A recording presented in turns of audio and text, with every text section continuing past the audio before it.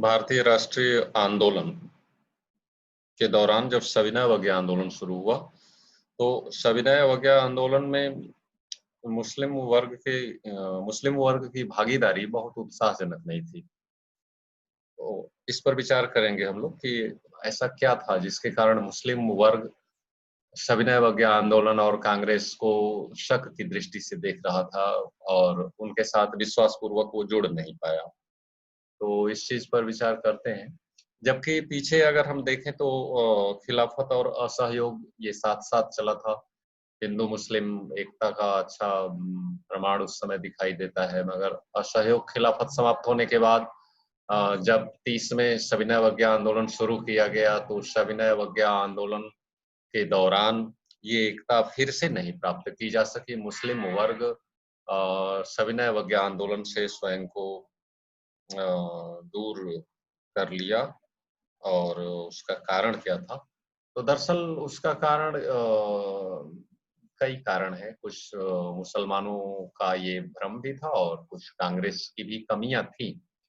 तो एक कारण तो ये था कि कांग्रेस पार्टी हिंदू महासभा जैसे संगठन के नज़दीक आ रही थी। हिंदू महासभा एक हिंदूवादी संगठन था और जैसे-जैसे वो हिंदू महासभा के नज़दीक आती गई कांग्रेस पार्टी, वैसे-वैसे मुस्लिम वर्ग के लोग कांग्रेस पार्टी से दूर होते गए और हिंदू और मुस्लिम का वैमनस्य भी बढ़ा और इस वैमनस्य के कारण कई शहरों में सांप्रदायिक दंगे हुए, जिसके कारण कि हिंदू और मुस्लिम के बीच की जो दूरी थी, वो बढ़ती गई। सांप्रदायिक टकराव हुए, दोनों समुदायों के बीच में फासला बढ़ता चला गया।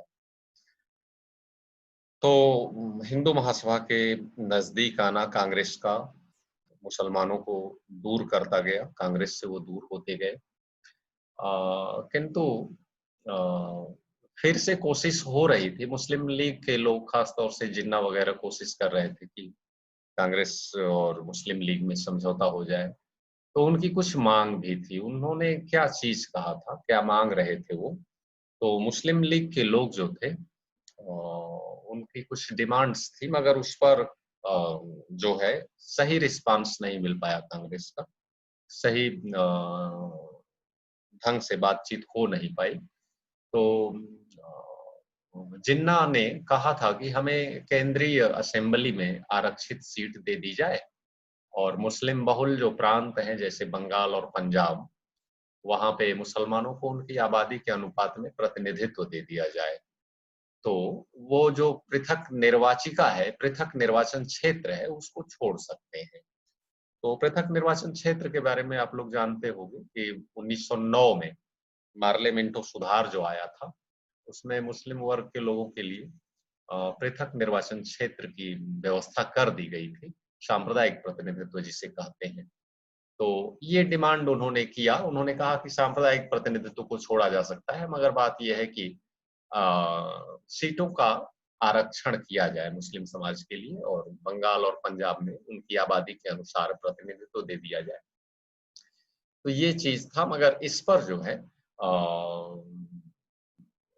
बात नहीं बन पाई क्योंकि हिंदू महासभा ने इसकी आलोचना की, खुलेआम आलोचना की और कांग्रेस भी इस पर सही रिस्पॉन्स नहीं दिया, इससे संतुष्ट नहीं थे कांग्रेस के लोग, हिंदू महासभा के लोग। परिणाम ये हुआ कि मुस्लिम वर्ग कांग्रेस के नजदीक नहीं आ पाया और सविनय अवज्ञा आंदोलन में वो भागीदारी नहीं कर पाया।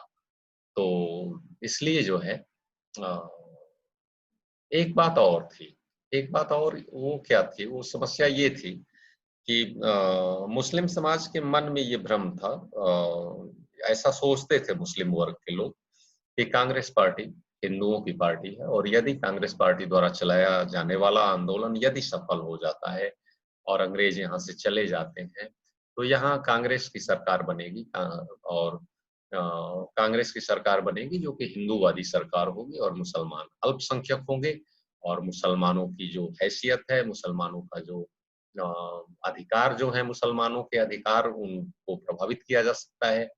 तो इस तरह से कांग्रेस से कटे हुए मुसलमानों का बड़ा तबका संयुक्त संघर्ष के लिए तैयार नहीं था बहुत सारे मुस्लिम नेता और बुद्धिजीवी ऐसा सोचते थे, क्या सोचते थे कि बहुत सारे मुस्लिम नेता और बुद्धिजीवी भारत में अल्पसंख्यक के रूप में मुसलमानों की हैसियत को लेकर चिंतित थे, चिंता जता रहे थे।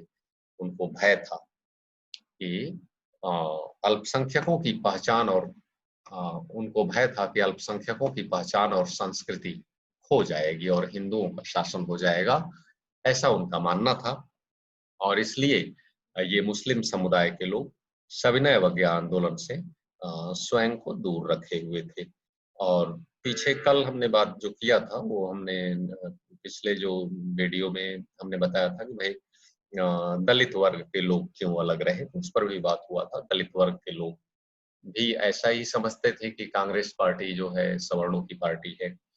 तो अंबेडकर जो थे वो गांधी से सहमत नहीं थे। अंबेडकर का मानना था कि गांधी चूंकि दलित वर्ग में पैदा नहीं हुए हैं, दलित वर्ग का दर्द नहीं जानते हैं, इसलिए दलित वर्ग के उत्थान की बात गांधी नहीं। तो अंबेडकर उसको अपनी मांग वो लोग रखते थे कि हमें आरक्षण दिया जाए शिक्षण संस्थानों में, सरकारी नौकरियों में और असेंबली में।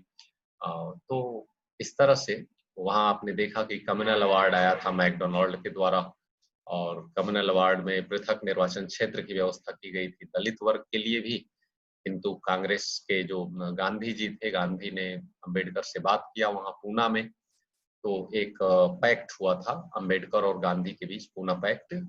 और पूना पैक्ट में ये बात तय हुआ था कि नहीं, दलित वर्ग के लिए पृथक निर्वाचन क्षेत्र नहीं होगा, बल्कि संयुक्त निर्वाचन क्षेत्र ही होगा, यानी आरक्षित निर्वाचन क्षेत्र होगा जिसमें कि दलित वर्ग का प्रत्याशी चुना जाएगा और खड़ा होगा चुनाव लड़ने के लिए और उसको सारे वर्ग के मतदाता वोट डालेंगे। तो इस तरह से दलितों का मसला तो सुलझ गया था, किंतु मुस्लिम समाज दूर रहा कांग्रेस से, वो नजदीक नहीं आ पाया। ठीक है।